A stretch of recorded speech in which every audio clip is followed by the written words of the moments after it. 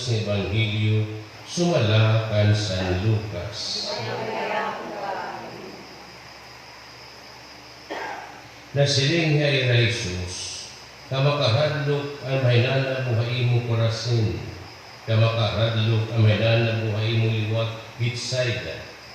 Kung mga milagro ginbuhat dinhi, haimo dito Hatiro o Sidon maihan na unta nga lingkod mga tao dito nga nagbaboy sa ako nga nagsabrag kinagmon na irangahaw. Kinpagpakita nga nagbasol na ira ang ira mga sala. Mas kaluluyan pa sa Diyos ang Tiro Sidon kay haiyo ang adlaw ang paghukom. Ngan para haimo Kapernaum, karuyag mo ba magundong haim kalugaringon ngadto langit, ilalabog ka ngadto ha impyerno. Namamati akon ang bisan hinto nga namamati ha iyo. Nasa likway ha akon bisan hinto nga nasa likway ha iyo. Nga nasa likway nagsugo akon ang bisan hinto nga nasa likway ha akon. Ang Ebanghelyo ng Ginoo. Manunod kita ang pagbasa ang Ebanghelyo kato.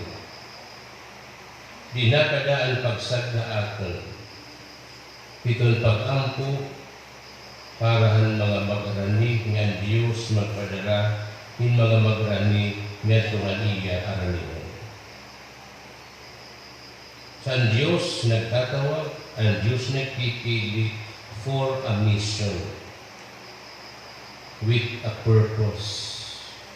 Kung alpira tuyo amo, kabalupan amo nga ang Ebanghelyo, ano siring kadto na kamo, kanipasangyo niyo, ang ginadian sa Diyos. Signan mga tao nga ranilay na ang ginadian sa Diyos. Tambala ang mga magsakit, ngan paiwasan mga magraot ng Espiritu at mga sinasangkayan. Itaan natin. Ngan tubo, ang sugo, ang misyon, ang buhaton matikan sa Diyos. Inumdum ako sa mga pati. Kung ginaano pa, huwag ka maring kuhan. Bata ka pa, burn out ka na.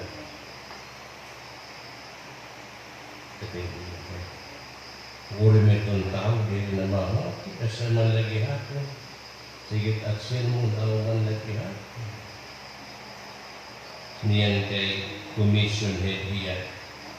Bisan pa, di rin nasukutit. Alunday-day itong komisyon, pagsinsiring magpadala mga delegados, para seminar dili na padala. Ano naman? Karay upay. Okay, upay. Sinig ko dili mo upay. Sinig pero panunod. Ang buhat o ang buruhaton diri ako ang Diyos.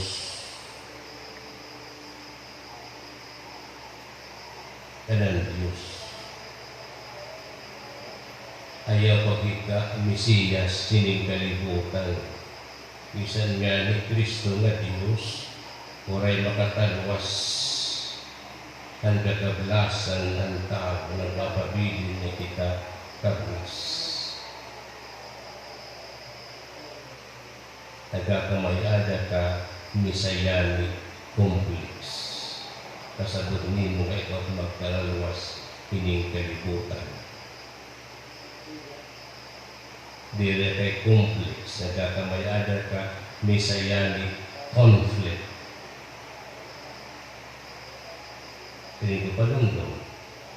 Yan ato yung naging basa sa Ebanghelyo ni San Lucas, Kapitulo 10, versikulo 13, nga 16. Namamati akong ang bisanin ko, namamati na iyo. Nasa likway akong ang bisanin ko, na nasa likway na iyo. Na nasa likway na nagsubo akong ang bisanin ko, na nasa likway na akong. Sige ko, ang buhat kita sa Diyos. Ang misyon, pagpasang Europay na sumat, burhaton sa Diyos, instrumento na kita. Ang pagtamad mga masakit at paiwasin mo hinawa, buhatin ng Diyos, diriin natin buhat, ang Diyos inibuhat, kaya ang Diyos amo itong poderoso, ang Diyos amo itong gamhanan. We are just mere instruments. Sangit man. Kung namamati ang mga tao, kung magsugot ang mga tao, diri ka itong kinsusugot, kundi ang Diyos. Kung ang tao diri mamati, nga diri magsugot, diri kinsusugot, ang Diyos itong diri ng sugot, klaro. Ito Ebanghelyo, namamati akon, hinuman yung namamati. Kasi sa likway na akon, nga nagsugo akon, hinuman, nga magsalikway na iyo. Ini akong buhat. Buhat ini ang Diyos. This is not ours. Kaya ano, kasi ang Ebanghelyo, at the end of the day, we are mere servants. We are mere servants. Ang nagsugo, labawin ka makagaramo. Ang ginsusugo, kay sinugo ka nga, ang kaudganan diri mo, ang kadarayawan diri mo, kundi ang kadarayawan na naman, at kung nagsugo diri mo, kay diligado ka na, gintubyanan ka na, ang nagsugo, amo itong pagdadayawan diri ka. Diri kita, kundi ang Diyos nga adahaaton. Ang buhat ng pagpasang ng Ebanghelyo, buhat sa Diyos. But the work of conversion is not our work, but is the work of the Holy Spirit. It's not us. Igula kita na magpapahamtan itong kamaturan, pero ang pagbaguhan tao, buhat ang Espiritu Santo, dili buhat ang tao, buhat ang Diyos. Waray unta minister, waray unta pati nga burn out kung ang iya pagpita. Patuloy ako mo, kung di ka umalimpa, di mo ko iwasan yung sisimba. Diyos man. Patuloy ako mo kung mga budlot ka mo. Di mo kita, di pinamamati. Ang Diyos man, di rin manakasan.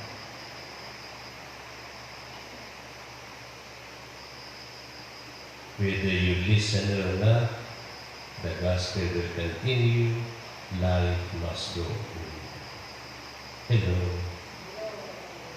May niyo ka lang naging katalwas, may kukalang na pagkatalwas nun. Gusto niyo hayaan niya kinabuhi na nawala problema. Asay pa ako.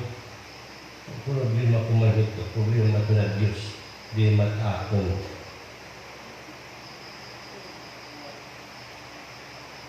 Ang mga budloters, dihil at trabaho ito ng Diyos. Conversion is not my work, but the conversion is the work of the Spirit. Ang ipangarabag kita sa Diyos, na atong matagal na pinabuhi ang Espiritu Santo, maglarang o magkiwalidahan. Yan ang araw sa sauro kita niya pista, ang mga anglisan na langit. Bantayan ato mga anggil na magbarantay. Kado sa ato, may the guardian angels. Siging gain ang Diyos. Kanya na kung humaaton nga, kamay natin mga anggil na magbarantay. Nawawaray, trabaho ang anggil na magbarantay. Hindi din mo ka muna nangarabahan niya. Pero,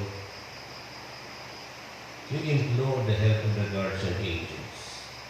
Kanang kita kahit ang ato, parang kita may remalaso, may disgrasya. Na automatic kita nakakaligawas. It's not our, kinesis, kinetic. Uy. Kinetic, itik-itik, pathetic. This is the kinetic energy in us, but the guardian angels is working in us.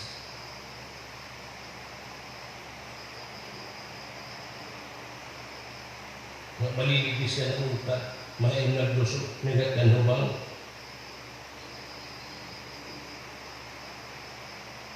Dito tayo mula kayo mabusog pati yung mga reflexes. It's not.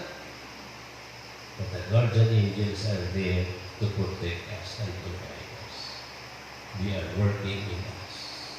Kailangan niya, kung atong pangaraba, ang tulong ng mga Panginoon, ang atong ginulong dumilang alaw, ang atong mga anghel nga magparanta. Initulong natin, tungunan papadayon, nagmumuhan Diyos sa aton, na kita iya panalitan, yan kita iya kalwason, yan makakad aton, himpinan.